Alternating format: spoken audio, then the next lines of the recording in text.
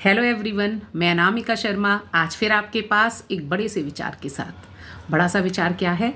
आपने अपने इर्द गिर्द कभी नोटिस किया है कि हमने कितने सारे बोर्ड देखे हैं जिस पे लिखा है कि 90 घंटे में इंग्लिश सीखिए, 90 दिन में इंग्लिश सीखिए, फर्राटेदार इंग्लिश सीखिए और अपना कॉन्फिडेंस बढ़ाइए।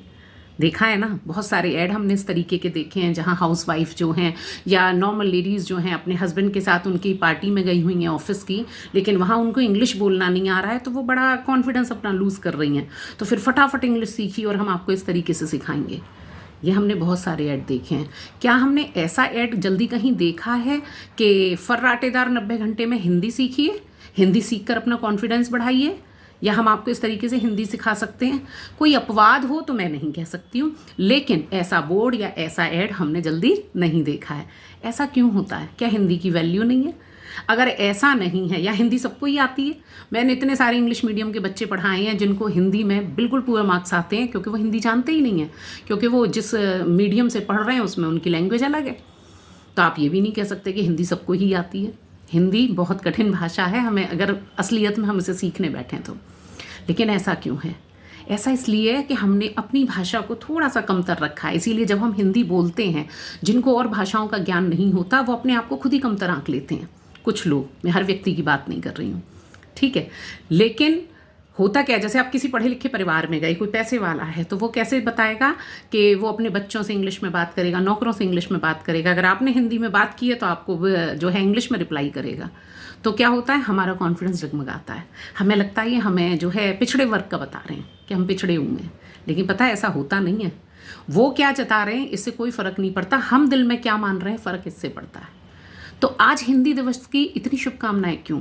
अगर हम गर्व महसूस नहीं करते, सम्मान महसूस नहीं कर सकते अपनी लैंग्वेज के लिए, तो या तो दो लोग इस दिवस को मना रहे हैं जिनको कोई और भाषा आती नहीं है, जो सिर्फ हिंदी जानते हैं और गर्व आज के दिन तो फील कर ही पा रहे हैं, या वो लोग जो भाषाओं का ज्ञान रखते हैं लेकिन हिंदी से सच में प्रेम करते हैं। तो अगर कहीं भी ऐसा है कि हम हिंदी को कमतर आंक रहे हैं या अपने कॉन्फिडेंस को हम हिंदी की वजह से लूज़ कर रहे हैं, तो आज ही इस विचार को त्याग दें। आज हिंदी दिवस है, हिंदी का सम्मान करें, हिंदी के प्रति अपने प्रेम को बनाए रखें।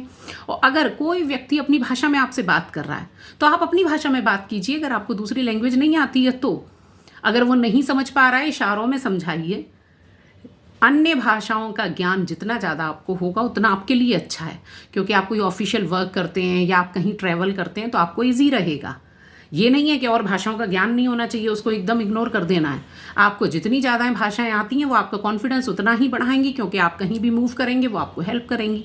लेकिन हिंदी को दरकिनार करके, अपनी भाषा को दरकिनार करके, उसकी वैल्यू कम करके अगर आप कुछ चीज़ दिखाते हैं समाज को या अपने बच्चों को कि नहीं नहीं तुमको ये आना चाहिए, ये नहीं आना चाहिए, तो ये गलत है।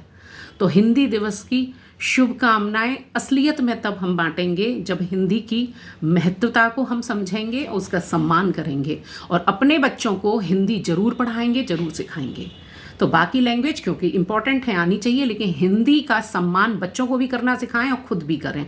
अगर आप केवल हिंदी जानते हैं तो कभी भी इस बात के लिए गिल्ट फील ना करें, अपमान फील ना करें, अंदर अपने कॉन्फिडेंस को लूज़ ना करें।